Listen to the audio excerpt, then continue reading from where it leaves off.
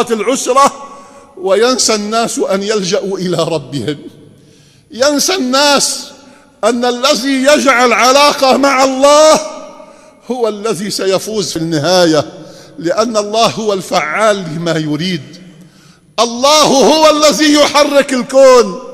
فيا أيها السادة، قبل أن تبحثوا عن علاقات الدنيا ابحثوا عن علاقتكم بربكم. هل بينك وبين الله علاقة؟ هل بمعنى آخر عندك تليفون؟ قصة ذكرتها مرارا أقصها على حضراتكم. يوما من الأيام كنت في عمل ورجعت مع سائق تاكسي في الليل، الساعة 2 ليلا. ركبت معه وإذا بالرجل ينظر إلي قال: شيخ ادعي لي. قلت: الله يكرمك. قال: أنا تعيس، أنا تعيس، التعساء كثر في هذه الأيام. قلت له: خير؟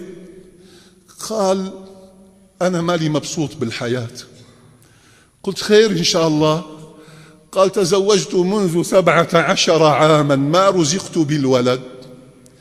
أنا ما عندي بالبيت أولاد يملؤونه بالحياة بالسعادة، ما عندي أولاد، وأشتغل 3 أعمال، ولكني في النتيجة يعني أنا والمصروف، ثم أنا أدخل إلى بيتي ماني سعيد.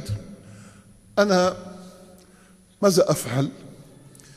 فقلت له وألهمني ربي دون تفكير يعني، قلت له: بابا أنت عندك تليفون؟ قال لي: إيه شيخي عندي تليفون. قلت له: لا، أنت عندك تليفون معه؟ في بينك وبينه تليفون؟ سكت. قلت له: عندك تليفون بينك وبين الله؟ قال: لا شيخي أنا ما عندي تليفون. قلت له: إيه ركب تليفون. قال لي: كيف؟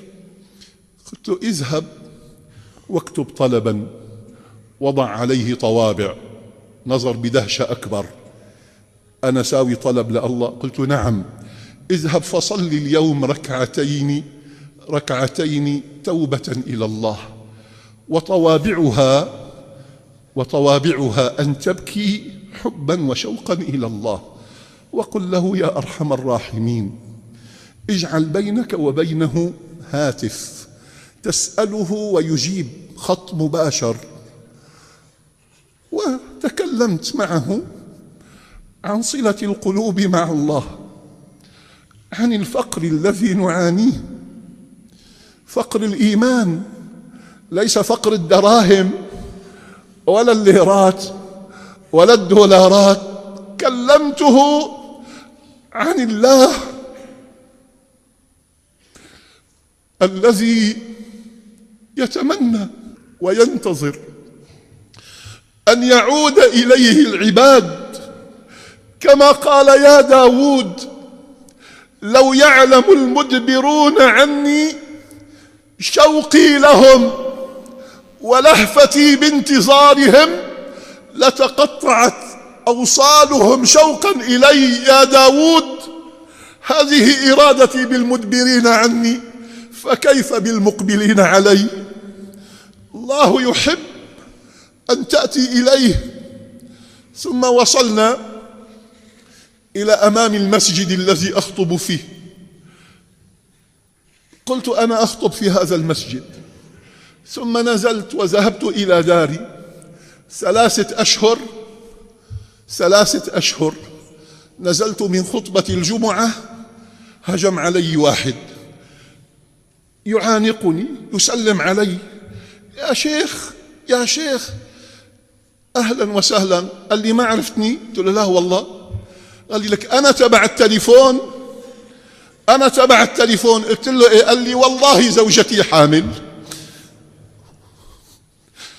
والله زوجتي حامل 17 عاما، لما اصطلح مع الله أعطاه ربي ما تمنى. قال: يا شيخ أنا أسعد الناس، أنا ركب التليفون، ثم أنا أسعد بهذا اللقاء مع الله مني من الولد الذي انتظرته. أنا أسعد باللقاء مع الله من الراحة التي ألمسها